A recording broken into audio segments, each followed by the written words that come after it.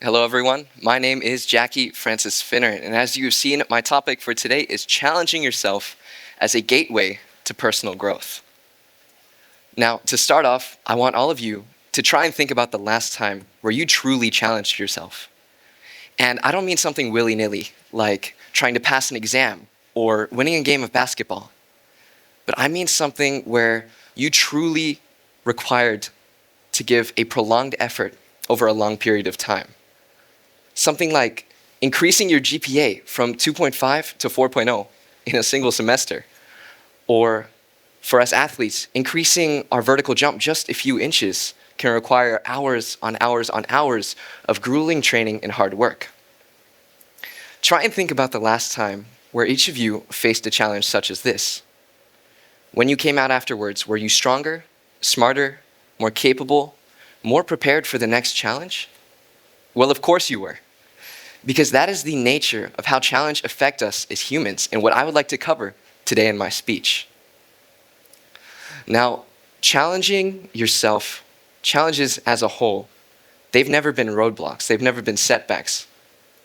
Instead, we should see them as stepping stones to a greater future version of ourselves.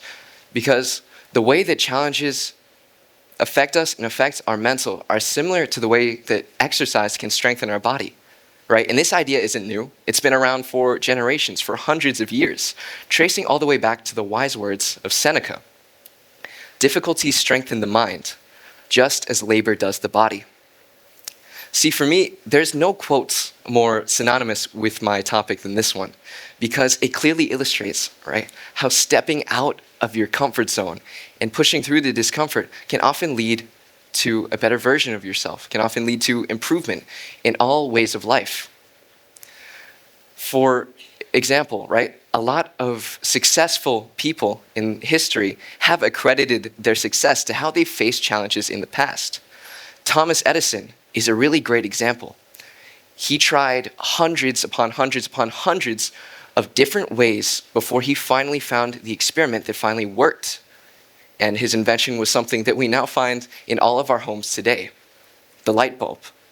See, Thomas, he didn't shy away from any of these hundreds of failures, but he just used it as a challenge that he was faced with in front of him and motivation for him.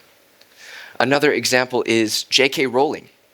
She submitted her book to many publishers and got rejected many times before finally getting it accepted and published.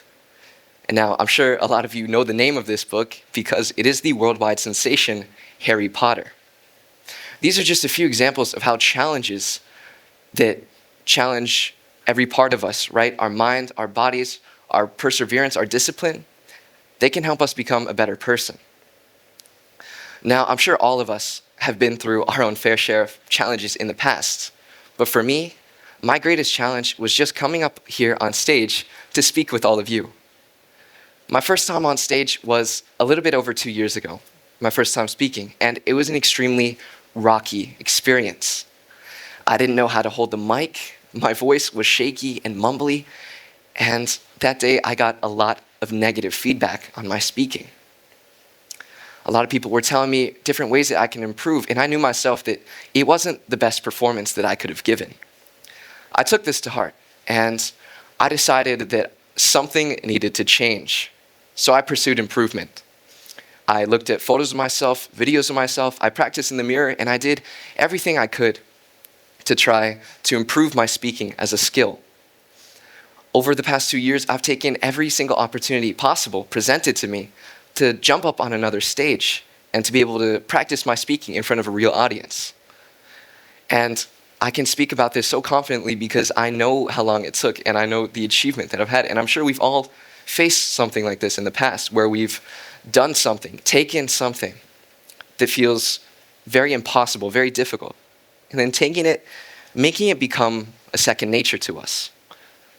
Taking something that you've never done before, a high-standing foe, and conquering it. So for all of you, right, if you have that goal sitting in the back of your mind, that ambitious goal that you've been thinking about at home during your day, I hope this speech inspires you to reach out and to grab that goal and conquer it for yourself. Because it's always important to remember, the first steps are always the most difficult. However, they are the most important. Now, I would like all of you to follow along with me on this thought journey. Imagine a person who never tries. A person who wakes up every day, goes through their routine, and lives life on autopilot in a cycle, never ending, every day just the same. Never pushing themselves, staying well within their comfort zone. And now imagine a second person. This person wakes up every day with a drive. This person wakes up every day hoping to dive in to the next challenge, the next foe that they can face, hoping to become a little bit better each day. Whether it's learning a new skill or building a new habit, they're always on to the next thing. Between the two of these people, which one would you respect more? And more importantly, which one would you rather be yourself? I'm sure the answer is quite obvious for most of us. This leads me to my next point. Value is intrinsically linked to difficulty. This is quite a simple headline, but it is something important nonetheless. Of course, something that's easy to get, if it is easy to get, then it's probably not worth too much in the first place. Now, this applies to objects, positions, and plenty of different things, but most importantly, this applies to achievements. The most rewarding achievements in life are the ones that were difficult, the ones that tested you and put you at your limit, the ones where when you were facing against them, you didn't see the light at the end of the tunnel, but still you decided to persevere, use your discipline to push through and get to the other side. This is what is so important about challenges because in truth, they are how we grow as people. However, there's a lot of reasons why people avoid challenges. One of the biggest being the fear of failure. And I'm sure we've all faced this at some point, including myself. But what if failure wasn't the end of the road? You know, none of us like to fail. Of course, as humans, we hate to fail.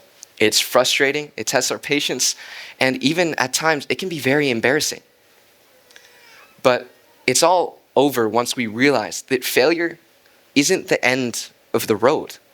It never has been. But it's just one of the many steps to succeeding.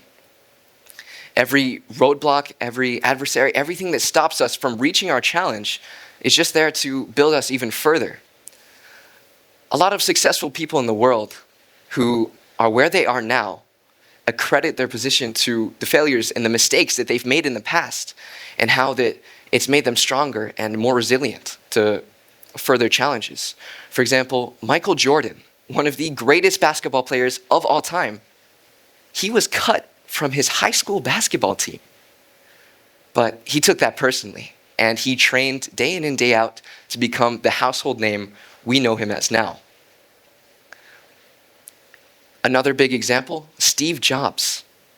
This man was forced to leave from Apple, the company which he helped to create in the first place. However, he bounced back and completely revolutionized the tech industry in his turn. These are just a few examples of how failure isn't the end of the road. And once you stop fearing it and start using it to your advantage, that is when you can really start making it places. Remember, each failure just builds us even further, over and over and over again. So it's important that we keep trying and we never step down from a challenge. Because each challenge is a gateway to a stronger, smarter, more resilient, more disciplined version of ourselves. Now, moving forward, right? Growth as people, it doesn't happen instantly. Growth happens in the moments that truly test us, test the core of who we are. So it's important that we don't shy away from any of these challenges and we continue to go and look out for them, all right? Because we need to be able to rise higher, think sharper as people. Let's take this another important note. It's important to always be trying. Another important part of this is consistency, right? Here's another thought experiment for all of you to illustrate the importance of consistency. Imagine in a clearing in a forest, we have a pond and we have a river.